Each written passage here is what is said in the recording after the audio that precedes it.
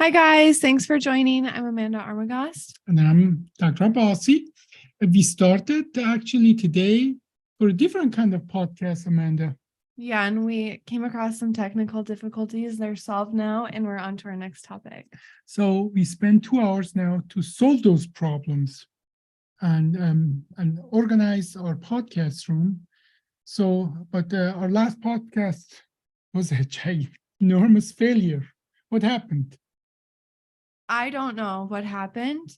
I don't think we really need to talk about it. We don't have a lot of time to just. But that subject of this podcast is how to destroy relationships. Trusting people to do something for you, and then you're in a position that what you expected them to do is not done. It's probably one of the best way to destroy any relationship. What disappoints you in a relationship from your experience in the past?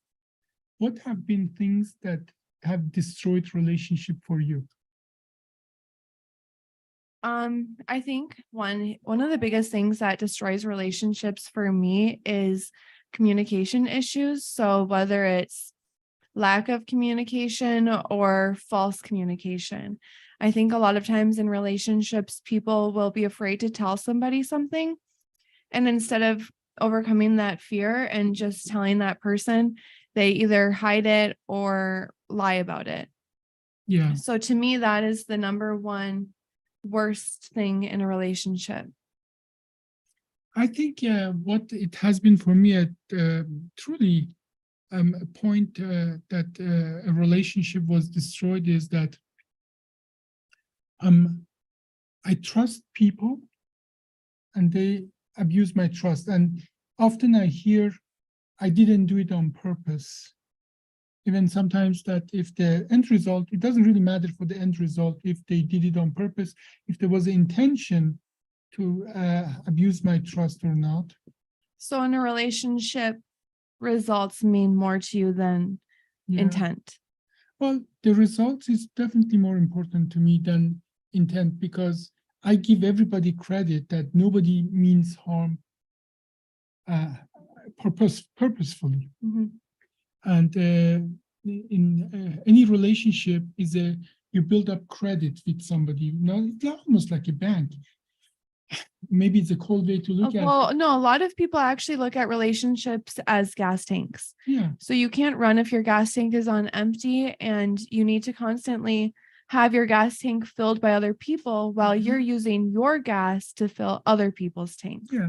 And now in the analogy of a bank, when you do something for somebody, you pay in and you build up credit.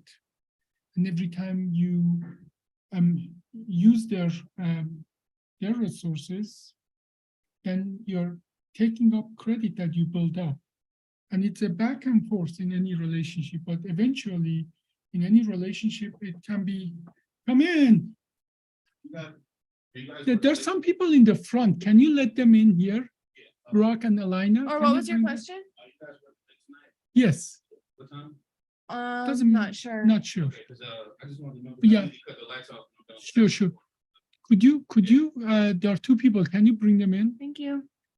Wow, what an excursion.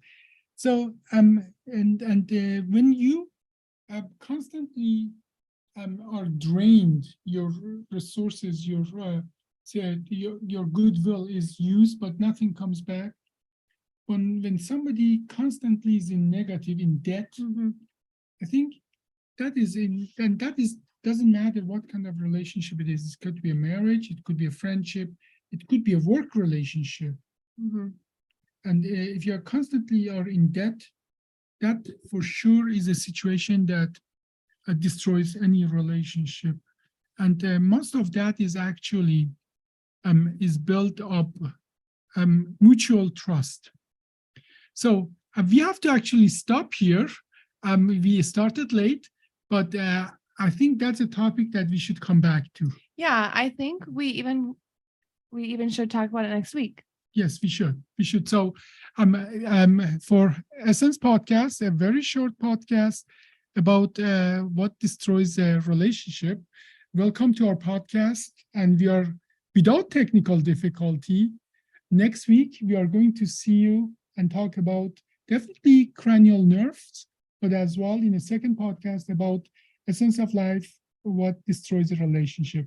And I think to stay on a positive note, as I like to try to be, we should talk about how to rebuild relationships as well. Yes, I think that would be a good content. Well, thank you for being with us. Thanks. Be